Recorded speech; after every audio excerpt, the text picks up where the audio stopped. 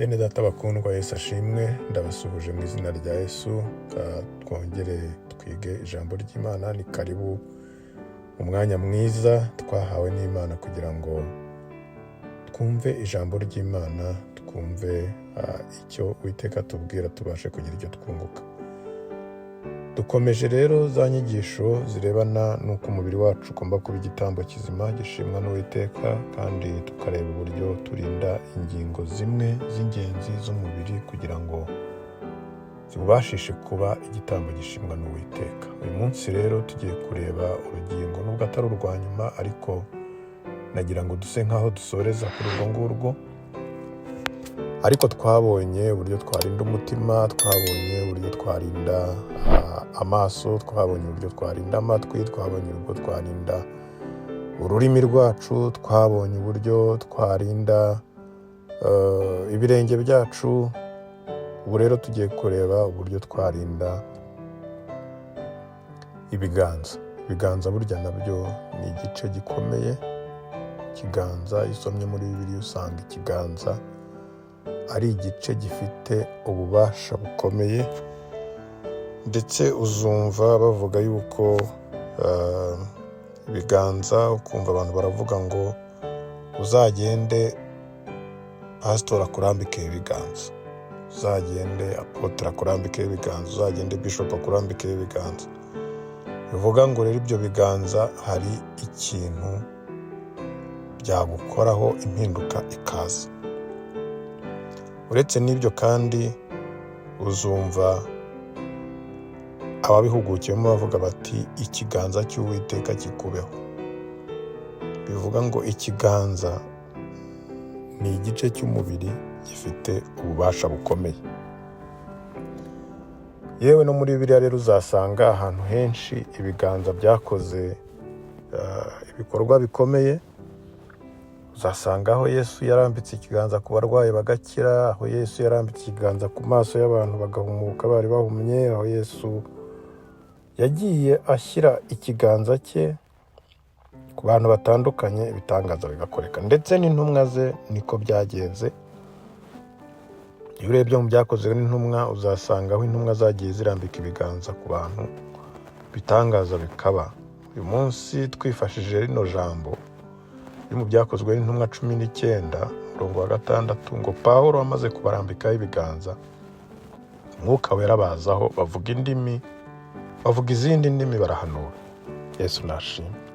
Kuvuga ngo abangaba bari bamaze kubatizwa, hanyuma intumwa Pawulo abarambikaho ibiganza. Kumara kubarambikaho ibiganza, Mwuka Wera bazaho.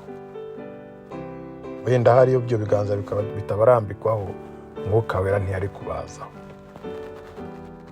Mwuka aramaze kubazaho, ibimenyetso bihita bigaragara, bavuga izindi ndimi, baranahanura. Yesu ashimwe cyane. Byatewe n'uko intumwa Pawulo abarambitseho ibiganza.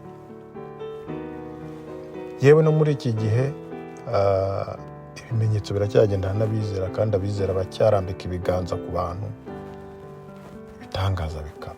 Mwuka Wera akabazaho, bagakira indwara, yewe byinshi bikaba, kandi impinduka zikaba zigaragara. Ibiganza rero ni igice gikomeye kandi kigomba kurindwa. Ibiganza bisohoza impano nyinshi, kandi ibiganza bifite ubushobozi buhambaye.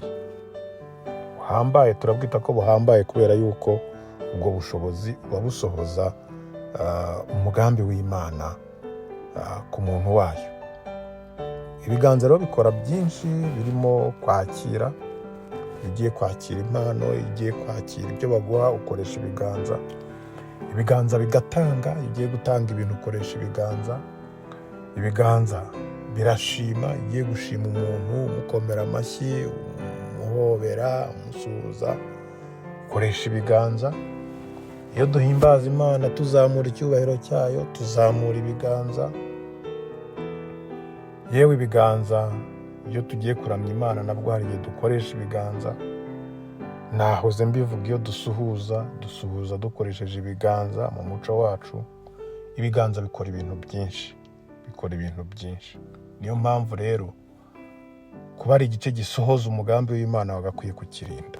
Rinda ibiganza byawe kubera ko icyo gice niba gikora ibintu bihambaye kandi kigasoza umugambi w'Imana, wagakwiye kukirinda kugira ngo kidakora noneho ibibi bihabanye n'uwo mugambi w'Imana. Yesu nashimwe. Rinda ibiganza byawe gukora ikintu kibi icyo ari cyo cyose, kuko ibiganza byawe nibyandura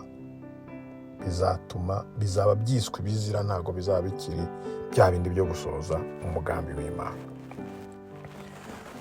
Njya mbivuga kenshi, ntabwo ibiganza bihimbaza Imana, ibiganza byatanze umugisha byagakwiye kubonwa bikora ibintu bihabanye n'umugambi w'Imana.